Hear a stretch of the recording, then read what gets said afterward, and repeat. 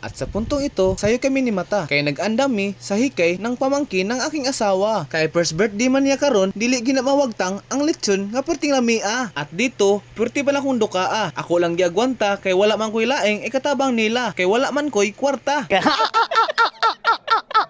At sa puntong ito, puwerteng hangag yun sa akong mata. Kay sa kadaghan akong kaguol nga naagian, ang Bombay ra gyud ang nakapahilak sa ako Nindot jud ay kaayo kung mag first birthday pa ta. Kay hikayan gyud ta sa atong mama ug papa. Kay paningkamutan gyud nila bisag apiki pa ang bulsa.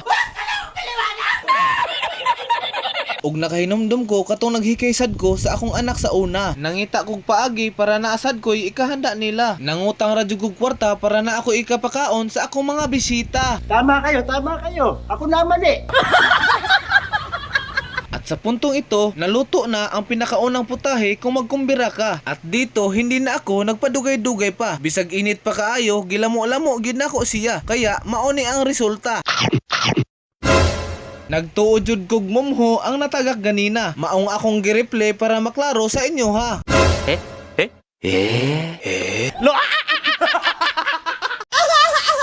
Wala ko kibaw kung asa to siya, dapit nga nitug pa. Hinaot nga safety ra gyud kung asa to siya. At sa puntong ito, busog na ang aming tiyan. Kaya tinimplahan na namin ang sunod na namong isudan. Pinaspasan na namin ang aming pagtatarbaho kasi kami ay naudtuhan.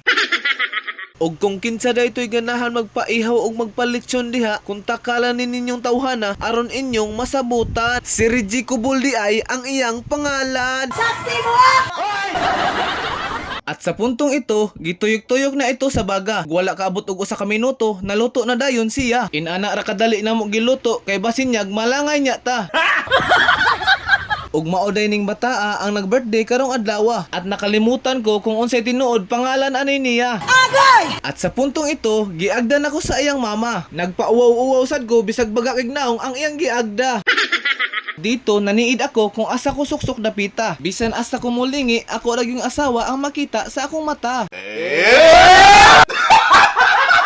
At sa puntong ito, busy kaayo sila sa sigigbira. At sinugo ko na ang aking asawa na magkuha na siya. Kay grabe na akong pagagutuma. At dito, ako nang gitakom sa pagkaon. Basin og nanasan niya'y matagak nga wala jud ko magdahom.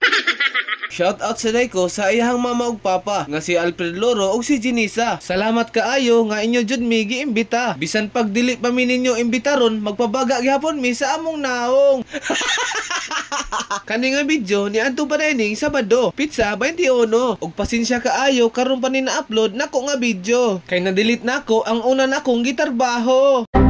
At sa puntong ito, wala ni nako nahuman og pagbidyo kasi wa ko magtuo nga akong cellphone nga malubat na kuno. Ako lang ni siyang gitiwas og edit aron naasad ko'y ika-post nga bag-o. Ug pasensya na kaayo ninyo nga nabitin gyud mo sa akong video. Basta grabe gid namong lingawa atong Sabado.